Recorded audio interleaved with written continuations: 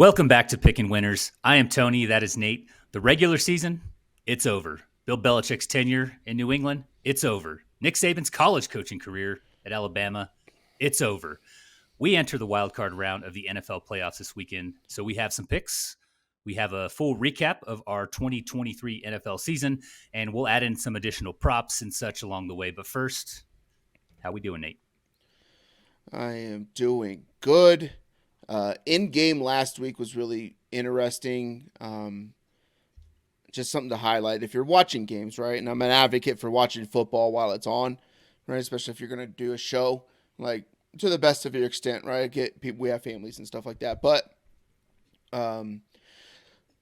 Philadelphia Eagles and New York Giants game was interesting, right? The New York Giants end up blowing out the Eagles, but early in that game, you see A.J. Brown go down. I think it's the second quarter, I believe it was. I believe it was the second quarter or end of the first. I forget when it was, but it was pretty dang early.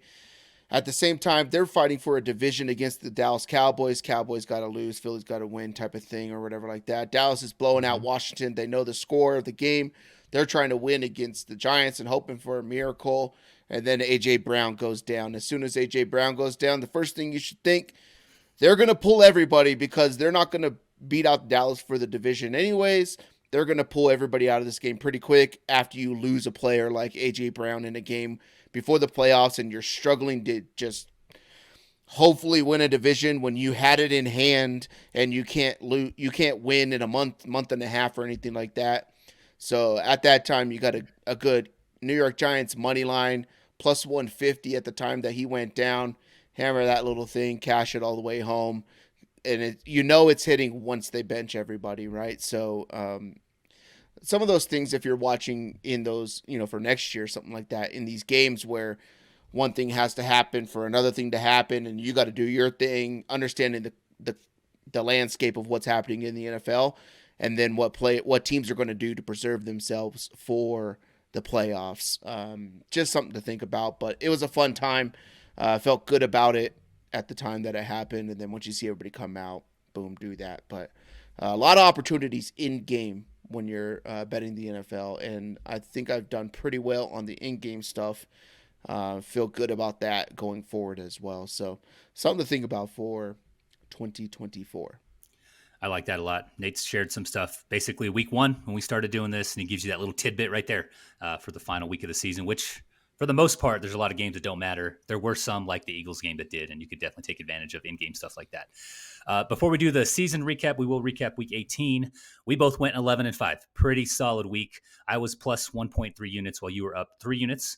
Both of our best bets hit as well. So not a bad way to end the 2023 season, especially considering what transpired in the final week of the season, kind of what I mentioned earlier here. Quite a few teams not playing starters or only giving them like a half, maybe at best.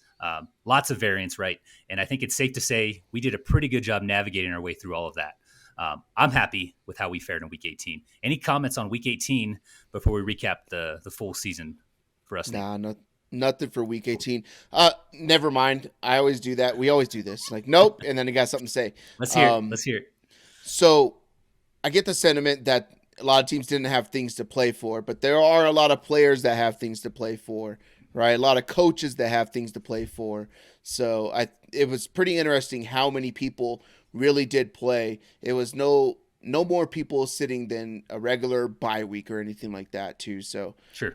If you're like a fantasy player, you might want to consider playing week 18 in your fantasy playoffs because as we go along with more games, there's more opportunities for teams on the fringe to get in and seeding. I think we're going to see that a lot more. You just like chaos. You welcome chaos. I don't like that. It's no different than a bye week.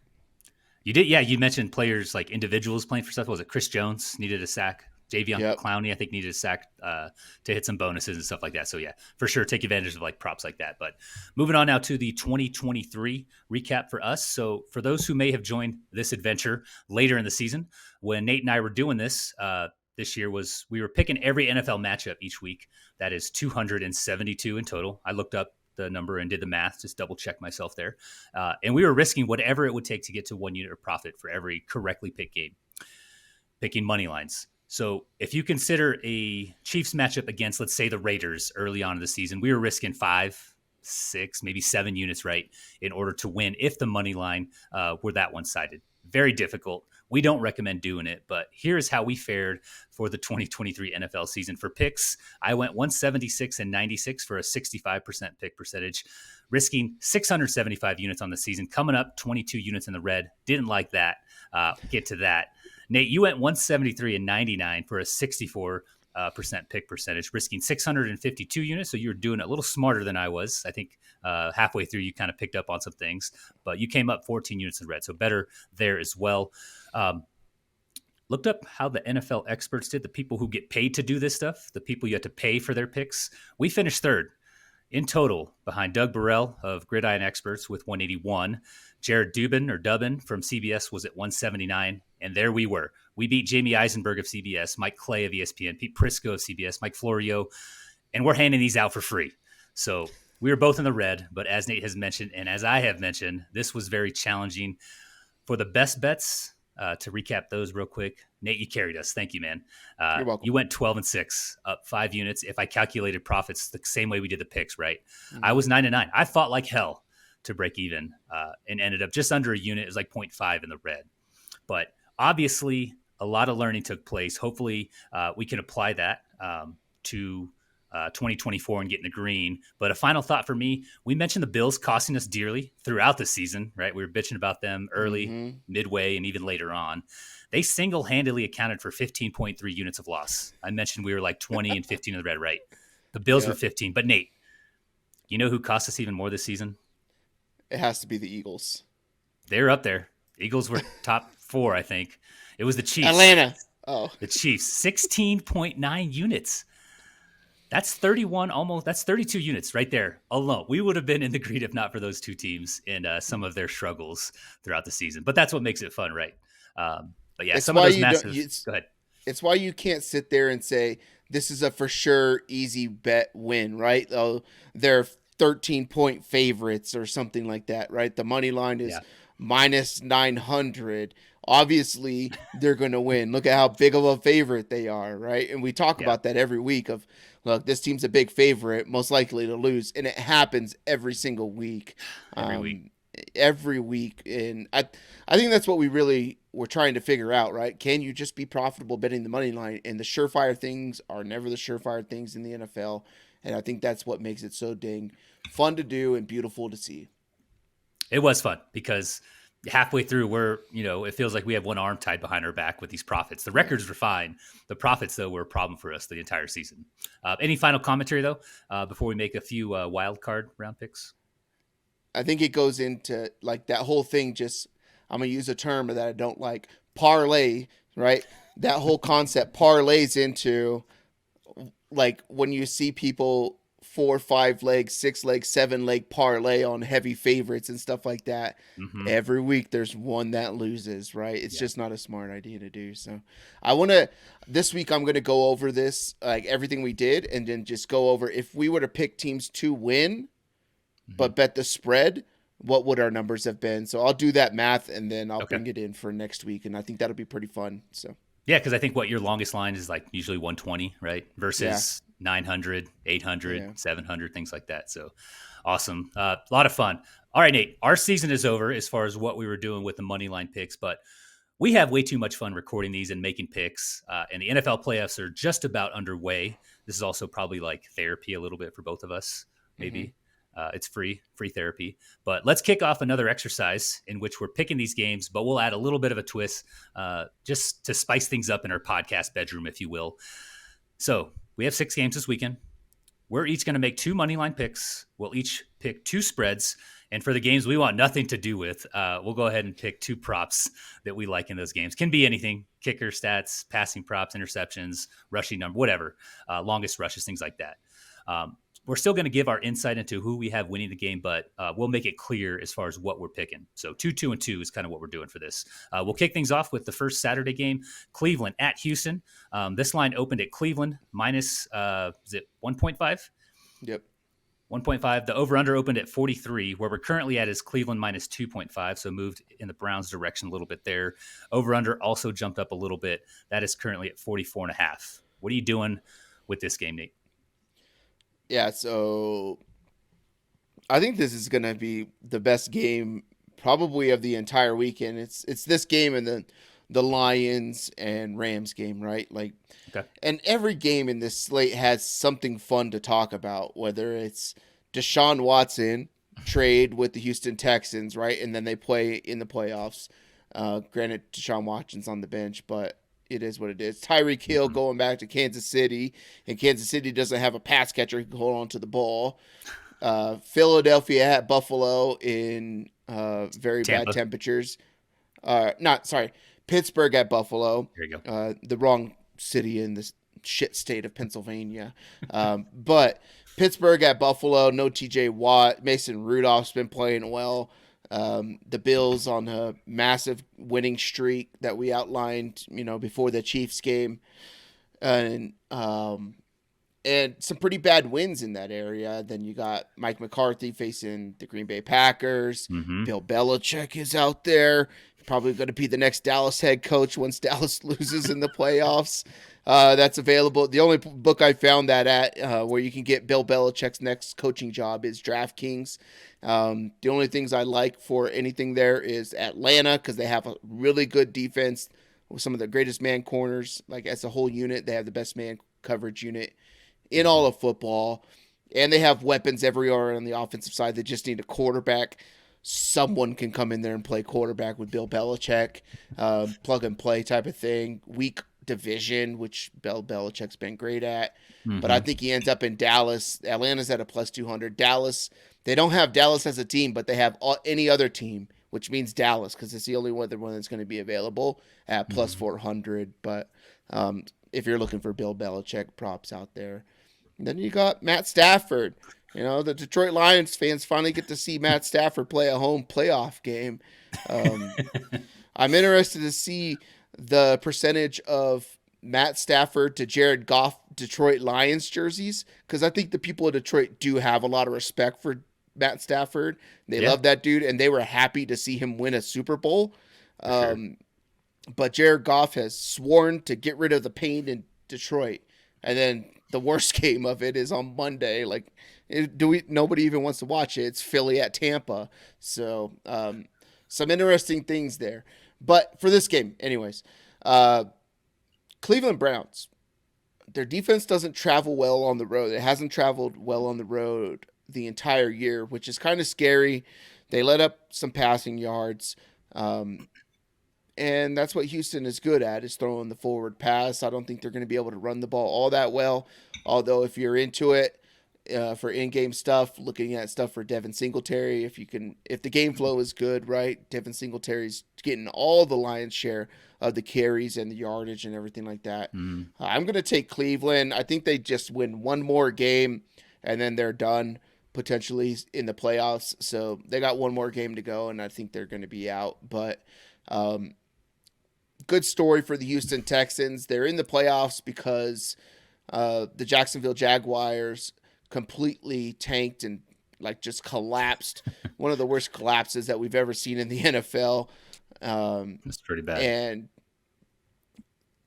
And Cleveland hasn't been able to run the ball well as of late. Houston stops the run fairly well, but they let up tons and tons of passing yards. For as good as it is to watch with CJ Stroud and all that stuff, it's because his defense lets up tons of passing yards. So they're getting shorter time of possession out of opponents than they really should be, because they're moving the ball fairly quickly. They're not driving on the Houston Texans. I think that Cleveland's going to be able to do that. I think Joe Flacco's going to throw probably 40 plus times. He's been damn near close to it in every start that he's been with the Cleveland Browns. I think there's a prop out there for over 35.5 pass attempts. It's 35 or 36.5. I'd play that up to 38, but I'll take the Cleveland Browns to win the game, and that's going to be one of my money line bets for this week, since we have to do one of these, 2 money line, 2 spread, 2 player props, but they have to be spread across one for every game. So I'll take Cleveland to beat Houston at Houston. Congratulations to Houston. Fun story, fun ride. But I think the loss of Tank Dell really ends up hurting them in this game. Yeah, this is a tough one. Houston has an at times suspect secondary. I think Nate kind of alluded to that, but they've had some success against the run. I think if they can keep Cleveland behind the sticks, get a couple of turnovers, I think they're able to pull the upset. For Cleveland, they need success on the ground, maybe some better balance. I'm not sure you get another 200, what was it, 230, 240, 250 from Mm-hmm. Amari Cooper. That's what he did a few weeks ago in their first matchup. He's still dealing with a heel injury, but I did see he got a full practice in yesterday.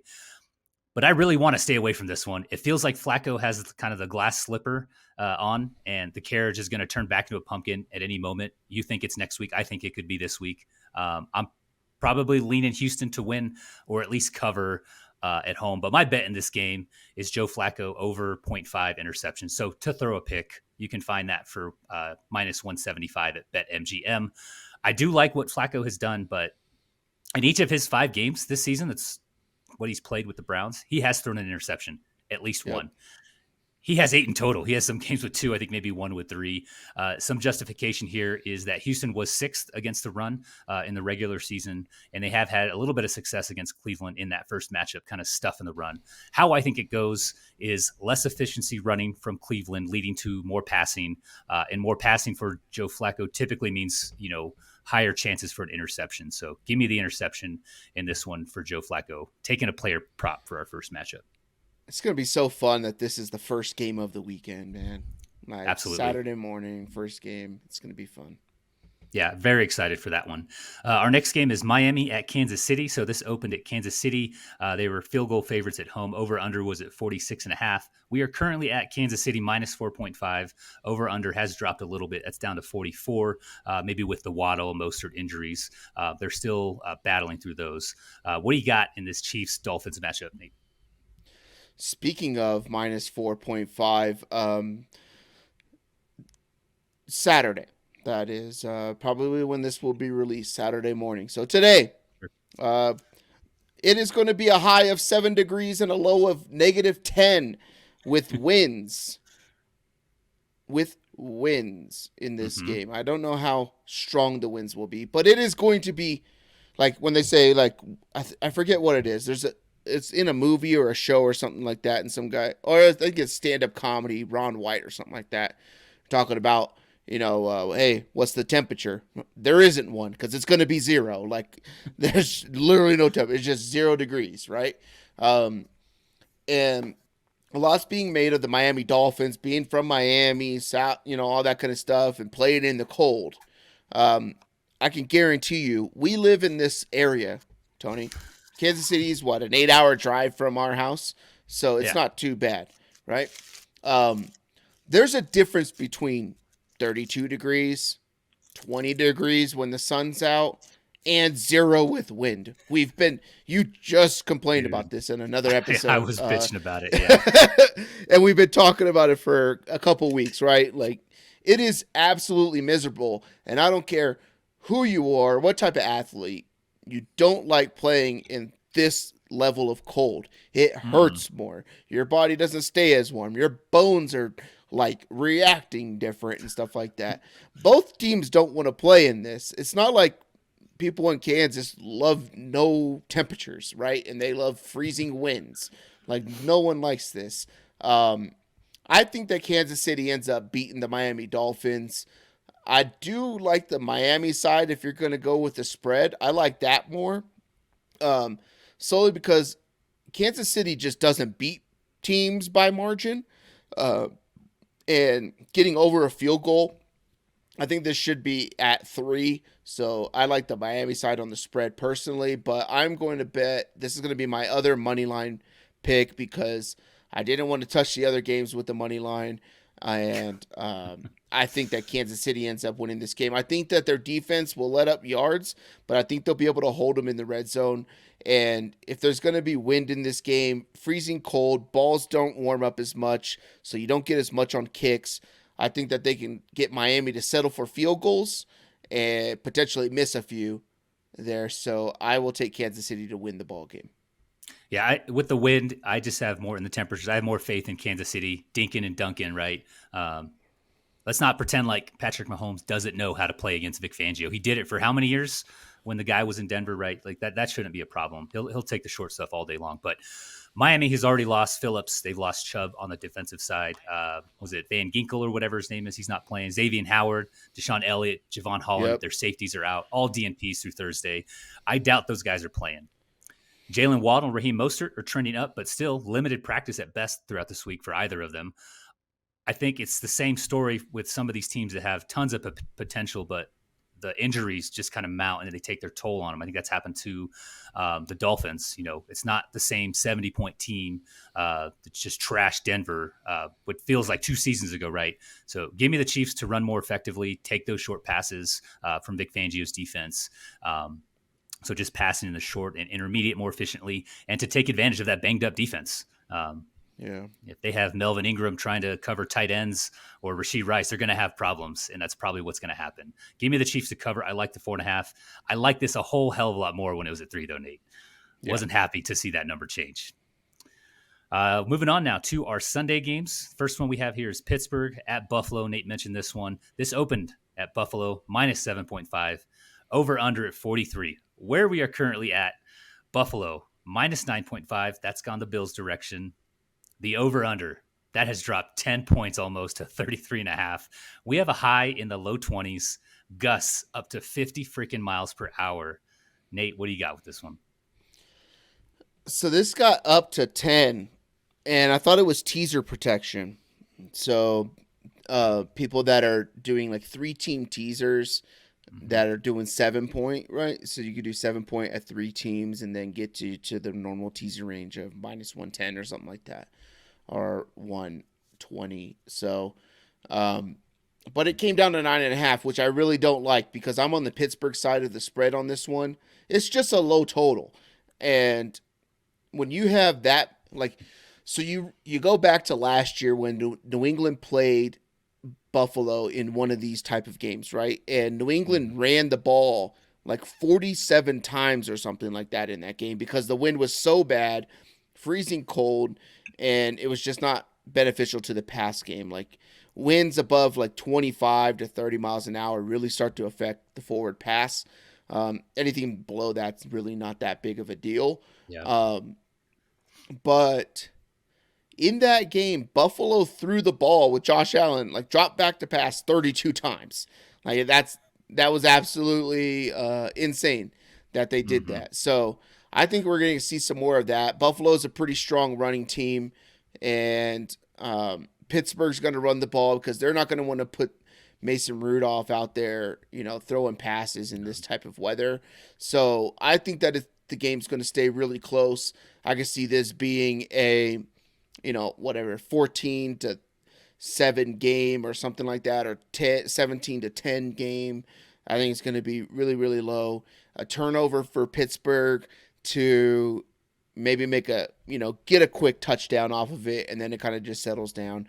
I'll take Buffalo to win the ball game, but I got Pittsburgh with the 9.5 points. I liked it way better at 10. I loved it way better at 10 because you're getting like 9.5. Like 10's a key number. You want to be at 10, help save yourself for a push. But a touchdown and a field goal ends up winning this. Probably a bad thing to do, but I'm still going to take Pittsburgh. I still think that they can stop Buffalo, just with all the weather and everything like that. So low scoring game. I'll take big spreads and low totals all day. Yeah, Josh Allen at times can't seem to get out of his own way to help us cover these damn spreads or just win some games every once in a while, right? But I think Buffalo has the ability to run away with it. I don't think that's going to happen. I agree with Nate. No TJ Watt on Pittsburgh side. I heard some stat. They're like 1-11 or 2-10 or something without him. Makes sense. Like he's like what Aaron Donald is to the Rams defense, right? Like he's a must-have piece, especially when you're in the playoffs.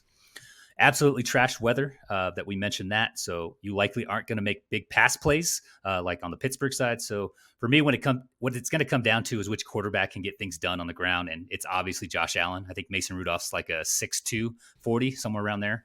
But not feeling good about the spread. I'm also taking Buffalo, but I'm going to go with the money line in this one. So taking Buffalo, just win the game. Win the game, Josh. Damn it. You think you could run a 6'2", 40? Yeah, I can get close to like low 5. No fucking way. I have before. Well, this was years ago, but yeah. I just threw it a 4.9. I used to What do you run say? a Under 4.9 in high six? school. What do you say? Under six? Can I run it under six? 6.2. 6.2. Yes. Can you beat a Yeah. 6.240? Yeah. Hmm. We're clocking when the weather bits better. All right, let's move on now to the second Sunday game here. This is Green Bay at Dallas. This one opened at Dallas 7.5. Over under was at 48.5. We're currently at Dallas. They get a touchdown at home. Over under, it went up a couple points. We're at 50.5. What you got, Nate? Uh, Green Bay's been playing good of late. Jordan Love's been playing really good of late. Yes. Really, really damn good. Jordan Love has been the quarterback 3 in EPA and CPOE since week 10. So that is expected points over average per pass and completion percentage over expected value expected. So the guy's the third best quarterback in the league over the last 7-8 weeks, I guess you could say. He's been balling out, playing well, and Green Bay's obviously in the playoffs for it. Mm-hmm. Dallas has been playing well as well. They have found this vertical passing game. CeeDee Lamb is an absolute weapon. Dak Prescott is playing his best football. He did get under his, I believe, 10 interceptions that he said he would throw this year, getting in charge of that. They have hardly any semblance of a run game, but that's not what Mike McCarthy is good at in coaching. He's a good, air it out, throw it down the field. That's why Aaron Rodgers has a lot of yards when they had really good running backs and stuff in Green Bay. Jordan Love has a completions prop of over 22.5 completions. Best number you can get is on FanDuel for it's juiced up to minus 130. All the other books have moved to 23.5. But FanDuel still has the 22.5. It'll probably stay there. Jordan Love, 7 of his last 9 has cleared 22 or more completions. And probably more importantly, Dallas has led up 22 or more completions in 14 of 17 games this season in 2023. My expectation for what's going to happen in this game with Dallas being a 7-point favorite is that Green Bay is going to have to either run the ball, but I don't think they're going to do that because they're going to be behind. So it's going to turn into a passing fest, but they need to limit the pass rush from the Dallas Cowboys because what the Dallas Cowboys do is what the Niners do, what all the really good defensive teams do in the NFL is they want to get ahead so they know that you're going to pass and all they have to do is pin their ears back and hunt the quarterback. So that comes into the short passing game, slants, outs, ins, bubble screens, running back screens, anything like that, just to get the ball out and then get people in space. While Green Bay does have pretty good wide receivers who have come out of seemingly nowhere if you don't play like dynasty fantasy football, or pay attention really to the NFL draft and the type of players that teams are bringing in, they're really good at controlling their bodies. Dobbs is really good with his body to create, minor separation at the break of his route. So I think they're going to use that short passing game. My bet for this game is going to be Jordan Love over 22.5 completions, minus 130 on FanDuel. I think Dallas wins this game. I think Dallas blows them out. I bet the 7.5 thinking it was going to go to 9 to 10. And it came back the other way. There's some respect for Green Bay there, but I think it all comes to a halt because I think Dallas is going to air this thing out early and often and get ahead pretty quick and force Green Bay into a position that they don't want to be in. They've won closer games. They haven't been really blowing teams out to stay completely balanced, and I think they're going to struggle with that here. Yeah, and to help Jordan Love and your prop out, everybody's practicing. I think Christian Watson is the only one who's questionable. Romeo Dobbs is limited.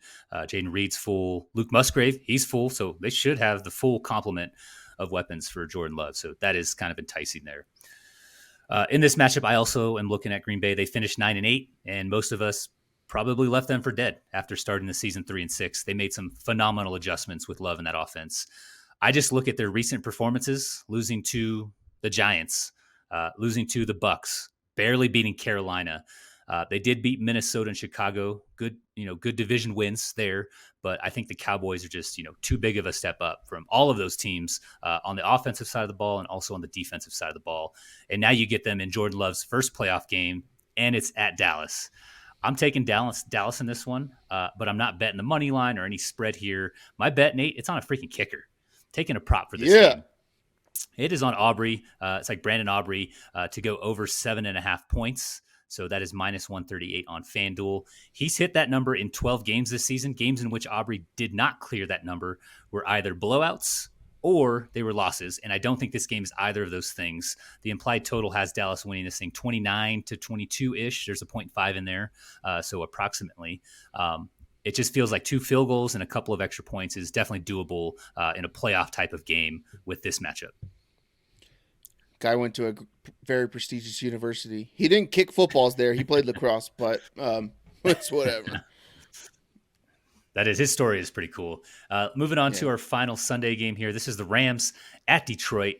Nate's going to be over for this game. This one opened at Detroit -4, over under at 51. It's moved the other way a little bit. Detroit is now favored by a field goal at home, over under. It's also shifted a little higher. It's been down and up, but it's at 51.5 right now. What you got for this rematch, revenge game narrative written all over it, Nate, between the Rams and the Lions? For as much as Brandon Staley caught flack for his coaching decisions on the football field, Dan Campbell seems to get away with all of them. Yeah, the same stuff that Brandon Staley does, Dan Campbell does, and everybody likes this guy because, oh man, he's a meathead and he's about football, and grit and biting kneecaps and, you just got to win and you battle, and he's a bro's bro and all that kind of stuff, right? And it's a fun story because it's the Detroit Lions and they won a division that I don't know if they've ever won since the NFL has been in its inception. But they get their quarterback back playing a playoff game in their home stadium, and that's really great for Matthew Stafford, who has far superior weapons to Jared Goff and what they have. I think that the Detroit Lions' path to victory in this game is just running the hell out of the ball. Mm-hmm. I don't think that they're going to survive if they're going to have Jared Goff trying to throw, 20 targets to Amon-Ra St. Brown because they have Sam Laporta sitting on the damn bench because he got hurt in a game that didn't mean anything, right? They had locked up the division. They had locked up their seed. But you know what? We go out there and play football because we're football players.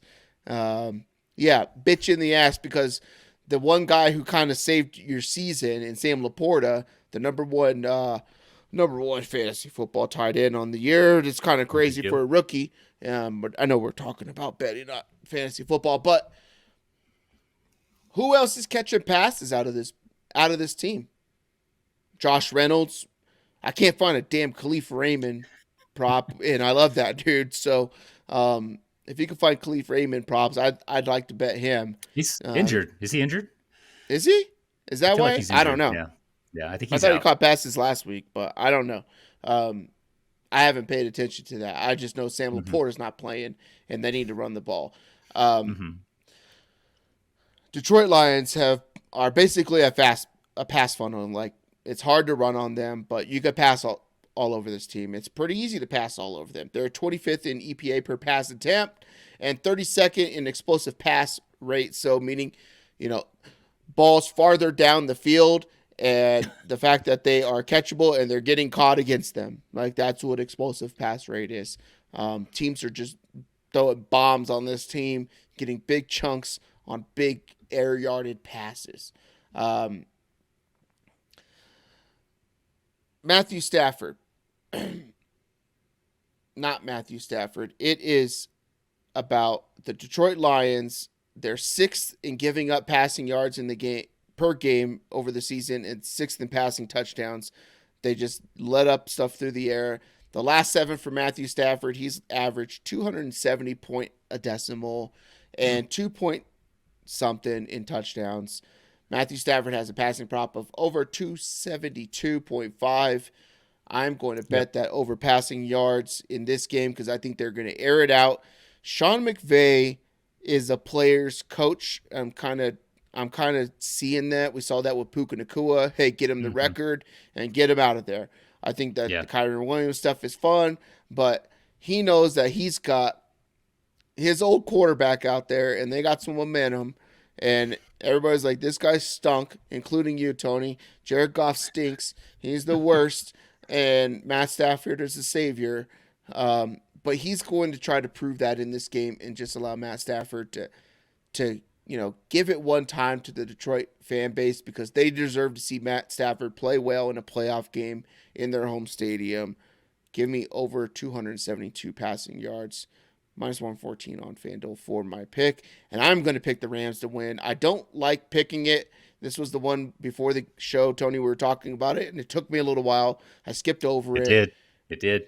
He struggled. because I believe that Detroit, everybody and their mother is on the Ram side.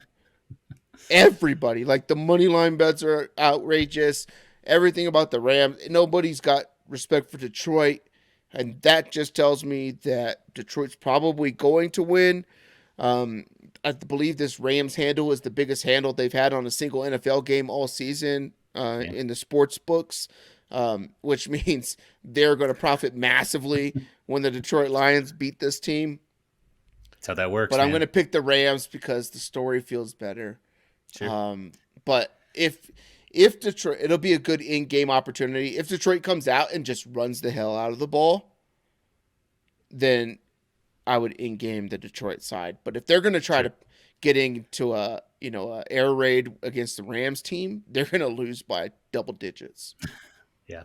I'm not going to let that slander go unchecked here. Nate, anybody who's watched Jared Goff play football or watched Jared Goff watch a sunrise on the Pacific Coast, they know he's only going to go as far as Sean McVay or Ben Johnson or whoever his offensive coordinator is. So that's that. Even if Sam Laporta doesn't play, he's not going to. I think Dan Campbell's got some tomfoolery going on, maybe to make it seem like his decision playing him as much as he did last week wasn't as bad as it is. It was a bad decision. But I think the Lions win this game. They're the better run-stopping defense. They finished second in the NFL there. They're the better turnover-generating defense. They had 23 on the season. The Rams had 15. Rams are at the bottom. I think they were bottom 5. And on the season, there was no better team at covering the spread than the Detroit Lions. Meaningless stat. I know that, Nate. But do you know how many playoff teams, to add some context to the Rams season, do you know how many playoff teams the Rams beat this season? Not counting Week 18 because San Fran wasn't playing. I do not know. 1, they beat Cleveland in Flacco's first game, I think. Cooper left that game with a concussion very early. Denzel Ward didn't play. I think Del Pitt was banged up. Myles Garrett was dealing with a shoulder injury. I think that pulled him out of the game the week before that.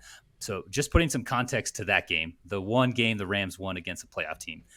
They might be a little inflated, but call it a hedge against my team. I am a Rams fan. Yeah, Call it whatever you want. Exactly what it is. I've put a couple bets in. I'm taking Detroit in this game to cover the 3. Let's talk about who the Detroit Lions have beat. Teams with that are in the playoffs. They lost to the Cowboys. Okay. 20-19. Regardless of what anybody says about what should have happened, they lost. Right? They won. They also lost to the Chicago Bears on the road. They lost to the Green Bay Packers, so they've lost to the Bears are not in the playoffs, but we're talking playoff teams that they've beaten. Nope, they're 0-2 because they lost to the Packers earlier in the year. Let's see. They lost to the Ravens. Chargers are not there. The Raiders aren't there. They did beat the Buccaneers. Congratulations, the worst team in the entire playoffs. They did beat the Panthers. They did beat the Packers once earlier. So they have 2 wins over playoff teams. 3 if you want to count week 1 against the Chiefs. But we've talked about this Lions team the entire year on how they are the team who they're like a bully style team, but they don't really act like a bully. They just think they're a bully and a cool kid. Sure. And I think they're going to get smacked in the mouth when they have to, when it's like when you're, that scene in Wayne's World where they're parked up and they're laying on the car or whatever like that, and they're watching airplanes pass them. That's going to be like Kirby Joseph in this Detroit Lions secondary watching the ball fly over as a white wide receiver or Puka Nakua or I don't know who else is on this team, but those two guys are blazing past them for touchdowns. Demarcus Robinson. He's kind of Who? overtaken, what's his name? Tutu Van Atwell. Jefferson. Van Jefferson. And, He's gone. oh, Van Jefferson. Yeah, he's gone. He gone. Yeah, I think that Detroit offensive line is just going to have a field day with the Yeah. Rams defensive front. Very small, undersized. I love Aaron Donald, but he's an undersized interior defensive lineman, right? The guys around him, they're not that big. So I think It feels like that's the key to success for the Lions. Just run the damn ball. Don't let Jared Goff give this thing away. what happens when like Detroit's up like 17-0 and like first drive of the second quarter, they're up 17-0. And then here comes Matt Stafford. What happens to Jared Goff and this Detroit Lions team? Yeah, let's see. We'll see how they react to the pressure in that scenario. But I think running the ball is key to victory for them. Mm. Moving on now to our final game. This one's on Monday. If you guys have something you want to do with the wife, significant other, husband, just family, this might be the night to do it. Tell them there's an NFL playoff game on, which is kind of strange. This one isn't on Saturday or Sunday. But just skip this one. You don't need to watch it. This is Philly at Tampa Bay. It opened Philly -3, over under at 45.5. It's still Philly -3. Over under has dropped a little bit down to 43.5. What you got in this game that we're definitely not watching, Nate? I have to pick a spread in this one because I have one spread left to pick. So Oh, that's fun. I'm taking the Philly side. I'll take Philly with the 3 on the road. Get Philly looks like trash. Their team's Ugh. getting beat by everybody, including the New York Football Giants. But I watched Baker Mayfield play last week as they won 9-0 against Carolina. And Baker Mayfield is not playing hurt. Baker Mayfield has been playing injured. He's got really bad rib issue. And wait, hold on. The producers are telling me something. Apparently, ribs and the mid section of your body is very crucial to being able to throw the forward pass in the National Football League in the year of 2023. Also carried into 2024 per science, right? So trust the science. Sure. I think that Tampa's going to have a really hard time scoring solely because of that. Over the last couple of weeks, we've seen Baker Mayfield kind of just fall off the wagon. We were kind of hype on, the prospect of Baker Mayfield being a Tampa quarterback in the future. Hey, it looks like they found a guy. The team believes in him, right? It's a good story and everything like that. It feels good. It seems like a good place for him going forward. I think he will end up staying there. And I get Philly can't defend. Philly can't cover anybody, and they have Chris Godwin and Mike Evans and Rashad White out of the backfield and Trey Palmer. They got dudes that can catch the pigskin. But I think that Philly gets back on track here. I think that they run the hell out of the ball right down the throats of Tampa Bay. We've seen what Philly looked like at the beginning of the season, and just look at the DeAndre Swift's numbers to begin the season. And then look at what DeAndre Swift's numbers are from an attempts and yards per carry in the last 10 games of the season. And you can directly correlate that to the success of the Philadelphia Eagles. It's almost like coordinators matter, that coaching actually matters when your offensive coordinator goes to Indianapolis and your defensive coordinator goes to Arizona. And granted, those teams did not make the playoffs, but those teams look better than this team. And one of those teams Right now, this team. 100%. Beat this team, right? Like, if you're sitting here and it's like Arizona Cardinals against Philadelphia Eagles, probably pick Arizona Cardinals. But there's 14 teams in the playoffs, and Philly is not one of the top 10. For me, they're 11. But the Tampa Bay Buccaneers are 14, so I'll take Philly with the 3 on the road. I'm a little less confident, so I didn't go with the spread on this one. This is terrible, absolutely terrible. I mentioned probably not watching it. Definitely don't want to bet it. But Philly finished the year losing 5 of 6. Not ideal. But in our recap episode, we talked about how injuries, those things, mounting, coaching and player departures all factoring in to what the Eagles have experienced this year. It has not been good. All that stuff it looked great. midway through the season for the Eagles, but it took its toll, right? Like just for the Dolphins with their injuries, but injuries, coach, all that stuff eventually caught up with them. I think there also might be some locker room stuff, kind of behind the surface for us. Um, I guess you go, with Philly. If in this matchup we were to get like 75 to 80% of what these two teams could be at their peak, maybe 75 to 80% is the best right now. And Yeah. I think you go with Philly in that case, right? So I get behind the Eagles very, very cautiously, so cautiously that I'm not like Nate taking the spread because he had to. He was forced to with the way his other picks went. But I'm taking the money line in the Eagles.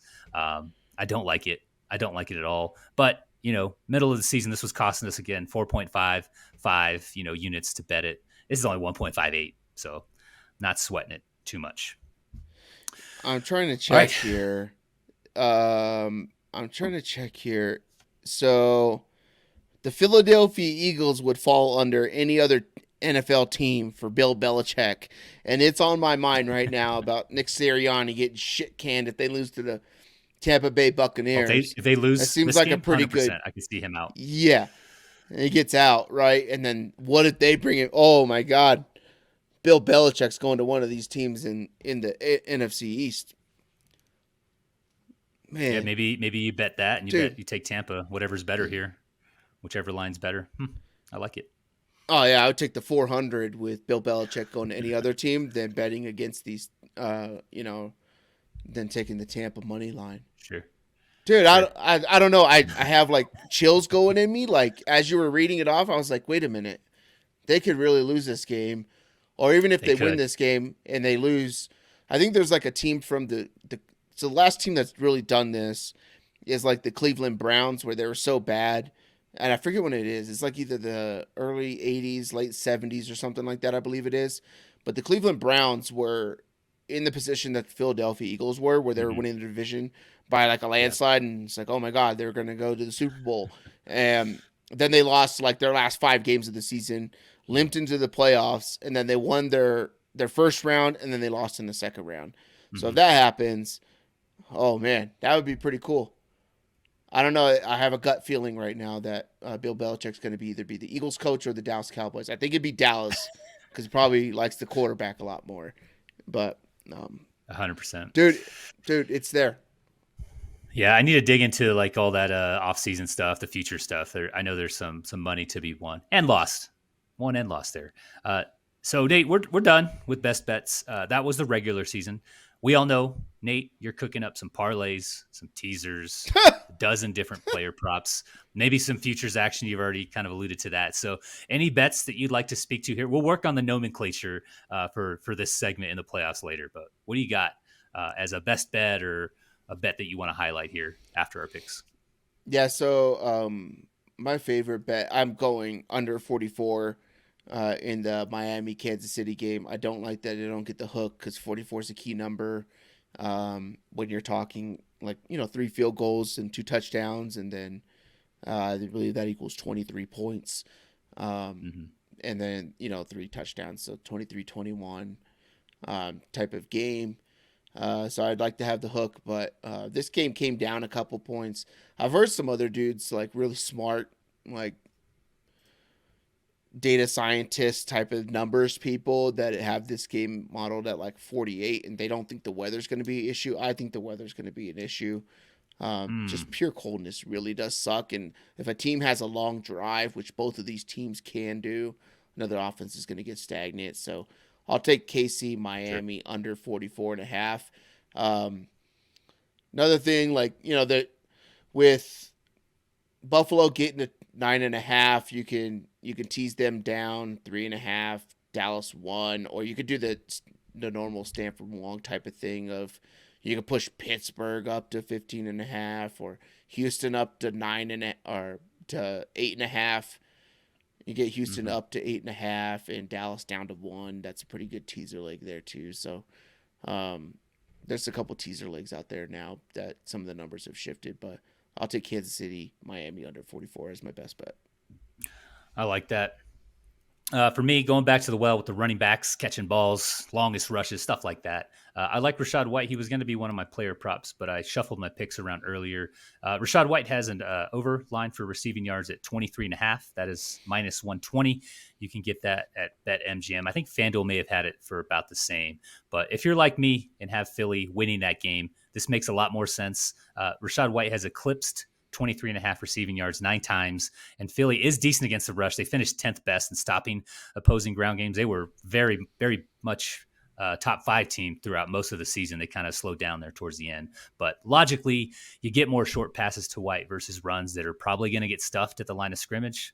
Tampa kind of trended in that direction towards the second half and end of the season.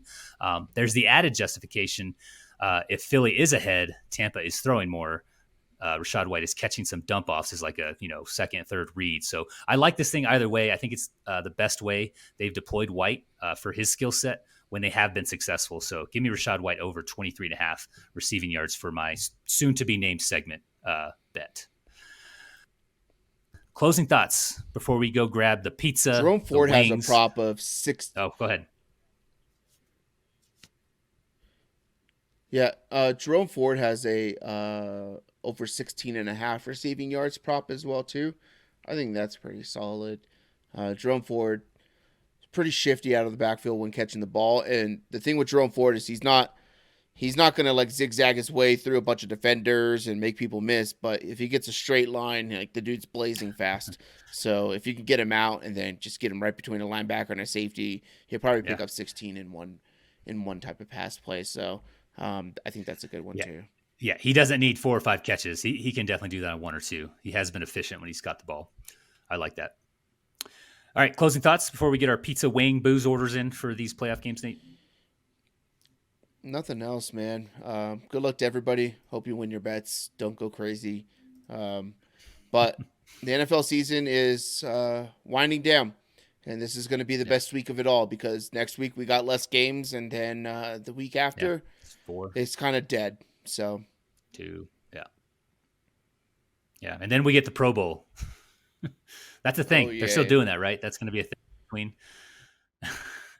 Yeah, fucking terrible. Thank you guys. It's like so unwatchable. It's such an unwatchable product. Like I don't want to see people play flag football. I don't want to see skills competition. Like I know they're great athletes. Yeah, like get out of here, man. Like I want to see people smash each other. For sure. All right, guys. Thank you for listening, watching, berating us in the comments, going back and forth with someone on Threads right now. We appreciate the support on that front. It is a lot of fun, infuriating, but fun. Plenty of content for us on the horizon. The recap for last week dropped, and that is just a girthy quality of hour and a half or something like that. Yeah. Girthy episode. We did end of season fantasy awards. Tons of good discussions there. Another draft as usual, right, in those episodes. So check that one out. But for Nate, for our champion and producer, Nick Oliveris, thank you for listening, and we will catch you guys on the next one. Love you. Bye. I somehow stretched out 6 games into 53 minutes. Yeah!